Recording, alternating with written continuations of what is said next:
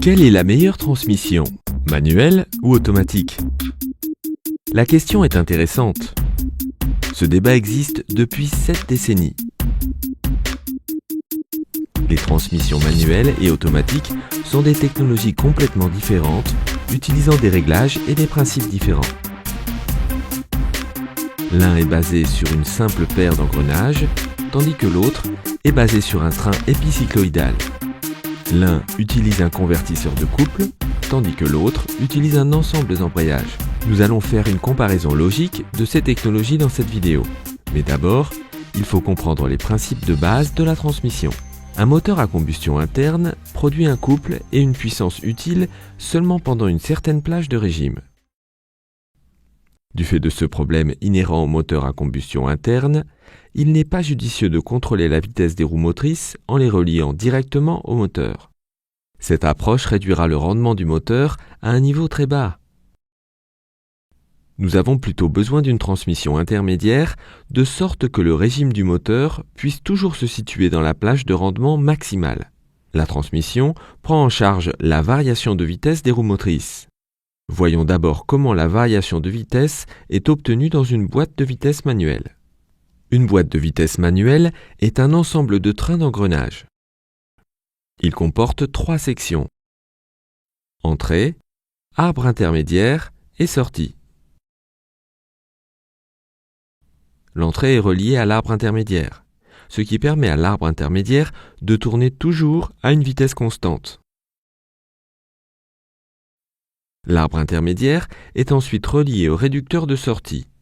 Vous pouvez voir que les rapports de sortie tournent à des vitesses différentes, en raison des différents rapports de démultiplication. Cependant, les engrenages de sortie ne sont pas fixés à l'arbre de sortie, et vous pouvez même voir un espace entre les engrenages de sortie et l'arbre. Si nous ne pouvons connecter qu'un engrenage de sortie à l'arbre, l'arbre aura la vitesse de l'engrenage qui lui est relié.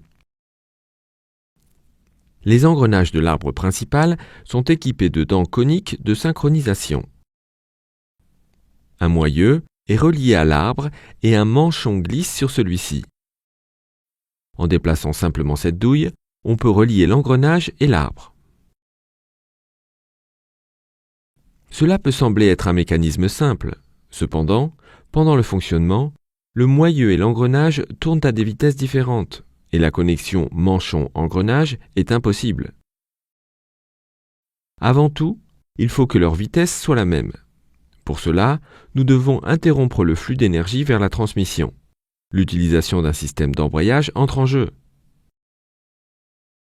En désengageant le système d'embrayage, le flux de puissance vers la boîte de vitesse est interrompu. Une bague de synchronisation, avec un cône de friction, peut aider à faire correspondre la vitesse de l'engrenage avec le manchon.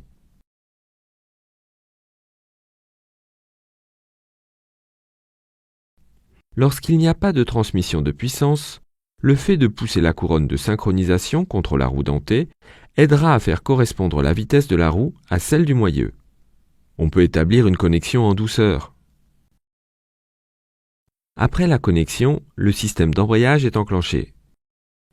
Ainsi, chaque fois que vous devez changer de vitesse, vous devez désengager l'embrayage. Cela signifie également une interruption de puissance et une chute de vitesse associée pendant le changement de vitesse. C'est pourquoi une transmission manuelle n'est jamais sans accroc. Voyons maintenant en quoi une boîte automatique est différente d'une boîte manuelle. La transmission automatique a été mise au point pour résoudre le problème d'interruption de l'alimentation de la transmission manuelle, et elle utilise un train épicycloïdal plutôt qu'une simple paire de vitesses. Vous pouvez voir qu'un train épicycloïdal a 2 entrées et une sortie. Le principe de base de la transmission automatique est simple. Il suffit de varier ces 2 vitesses d'entrée, et il en résultera des vitesses de sortie différentes. Pour atteindre cet objectif, il faut utiliser un autre train épicycloïdal. La sortie du 2e train est reliée à l'une des entrées du 1er train. En d'autres termes, le support du 2e train et la couronne d'entrée du 1er train forment une seule unité. Il s'agit d'un mécanisme intéressant qui constitue la transmission automatique la plus simple qui soit. Les deux embrayages sont utilisés pour arrêter le mouvement des couronnes dentées.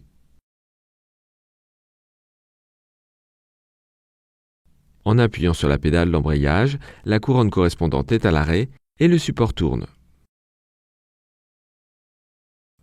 Quand le premier embrayage est pressé, la couronne verte est à l'arrêt et nous obtiendrons la première vitesse. La vitesse de sortie augmente si on fait tourner la couronne verte. Pour ce faire, il faut relâcher le premier embrayage et engager le deuxième embrayage. La couronne verte tourne, car elle est reliée au support du deuxième train. Il est à noter que le premier embrayage est débrayé en même temps que le deuxième embrayage, ce qui évite toute perte de transmission de puissance. 4 vitesses de sortie différentes sont possibles avec 2 trains épicycloïdaux. Pour en savoir plus, regardez notre vidéo détaillant la transmission automatique. En utilisant 3 trains épicycloïdaux en série, on obtiendra 6 vitesses différentes et une marche arrière. L'avantage de la transmission automatique est qu'en engageant les 2 unités d'embrayage appropriées, nous pouvons atteindre différentes vitesses de sortie. Comparons maintenant directement ces deux technologies.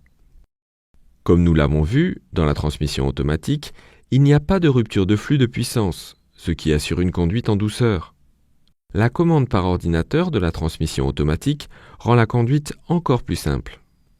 Il est clair que la technologie de la transmission manuelle est beaucoup plus simple que celle de la transmission automatique. Elle a moins de composants et est plus facile à réparer. D'un autre côté, la transmission automatique est un système très compact. Les boîtes de vitesse manuelles sont plus durables pour les véhicules lourds. Pour cette raison, près de 80% des poids lourds utilisent des boîtes de vitesse manuelles. La façon dont la boîte automatique et la boîte manuelle gèrent les conditions de freinage est très différente et intéressante. En conduite manuelle, avant d'appuyer sur la pédale de frein, la pédale d'embrayage doit être complètement enfoncée. De cette façon, la rotation du moteur et la rotation de la roue sont complètement séparées, et l'arrêt soudain de la roue ne sera pas transmis au moteur. Dans une voiture à transmission automatique, il n'y a pas de pédale d'embrayage. Ainsi, pour séparer la rotation du moteur de la transmission, un convertisseur de couple est utilisé. Il s'agit d'un coupleur à fluide, ce qui permet le glissement, de sorte qu'un convertisseur de couple aide la transmission automatique à gérer le scénario de freinage sans avoir besoin d'une pédale d'embrayage. Cependant, un convertisseur de couple est un générateur de chaleur, qui à son tour réduit l'efficacité du véhicule. Par conséquent, les véhicules à transmission automatique ont tendance à être moins éco-énergétiques que les véhicules manuels. Cependant, les convertisseurs de couple modernes ont surmonté ce problème.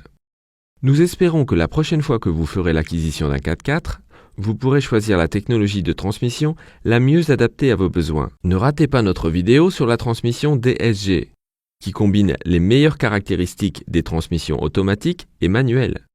Soutenez-nous sur patreon.com et n'oubliez pas de vous abonner à la chaîne principale en anglais. Merci infiniment.